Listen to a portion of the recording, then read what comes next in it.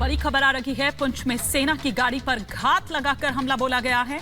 आतंकियों के हमले में एक जवान घायल हो गया है।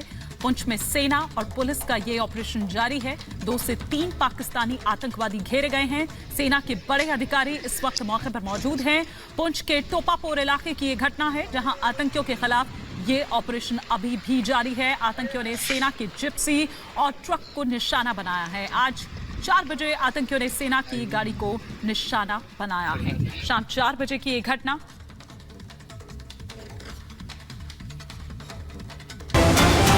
करते इस वक्त की बड़ी खबर, ब्रेकिंग न्यूज का। पुंछ में आतंकियों के खिलाफ बड़ा ऑपरेशन हुआ है। सेना और पुलिस ने पूरे इलाके को घेर रखा है। आतंकियों ने सेना की गाड़ी पर गोलीबारी की है। सेना के बड़े अधिकारी भी मौके पर मौजूद हैं। पुंछ के टोपापोर इलाके में आतंकियों के खिलाफ ये बड़ा ऑपरेशन चल रहा है। इस वक्त की बड़ी खबर बताए, घाटी के पुंछ इलाके में सेना एक बड़ा ऑपरेशन कर रही है। टोपापोर नाम का जो इलाका है, वहां पर बताया जा रहा है कि आतंकियों के खिलाफ वहां पर अब ऑपरेशन की शुरुआत हो चुकी है। सेना के बड़े अधिकारी मौजूद हैं और खबरें यह आ रही थी कि आतंकवादियों ने सेना की गाड़ी पर गोलीबारी की, जिसके बाद यह ऑपरेशन शुरू हुआ। तस्वीरें कुछ वक्त पहले की हैं पुंछ के उस इलाके की, जहां पर पूरे इलाके को सेना ने कॉर्डन ऑफ कर लिया है। सर्च ऑपरेशन चलाया जा रहा है। आतंकवादियों की तलाश की जा रही है। वो आतंकवादी जिन्होंने सेना की गाड़ी पर गोलीबारी की थी। ये तस्वीरें कुछ वक्त पहले की, जब वहां पर आर्मी के लोग पुंछ के उन पहाड़ी इलाकों में आतंकवादियों की तलाश कर रहे थे।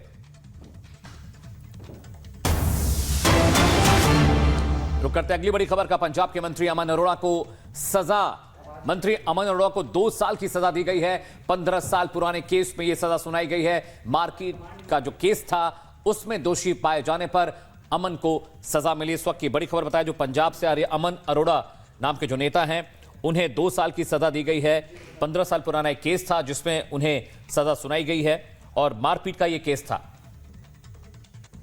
एक सेकंड आपको रोक रही हूं। बड़ी खबर यह आ रही है कि संसद में जो विपक्षी नेता हैं, उनसे मिले हैं प्रधानमंत्री नरेंद्र मोदी। स्पीकर रूम में ये मुलाकात हुई है। ये इस वक्त बड़ी खबर आ रही है और साथ ही साथ वो तस्वीरें भी कुछ देर में आपके टेलीविजन स्क्रीन पर होगी।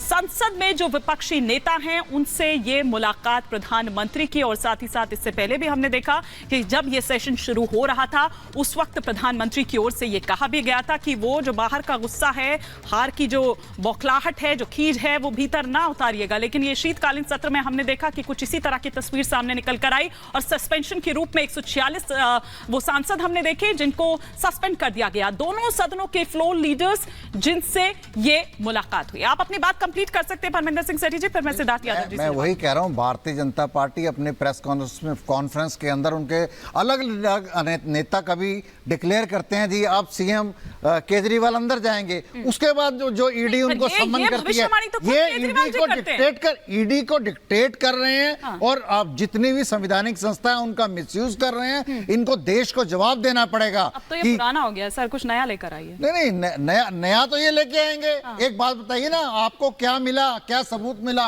पैसे की क्या रिकवरी हुई। हाँ। ये भी तो बताना पड़ेगा।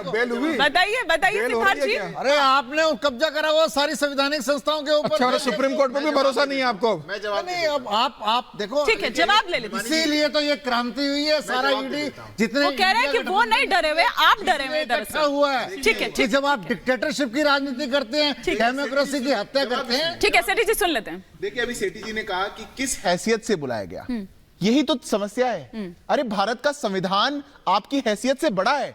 आप मुख्यमंत्री हो गए तो आप अपने आप को नहीं समझ सकते कि मैं बहुत बड़ा मुख्यमंत्री हो गया, मैं विपाशना में जा रहा हूं। ये पत्र लिखा। हाँ। मैं विपाशना में जाना चाहता हूं, मैं मेडिटेट करूंगा, इसलिए मैं नहीं आऊंगा। ये कहां की बात हुई?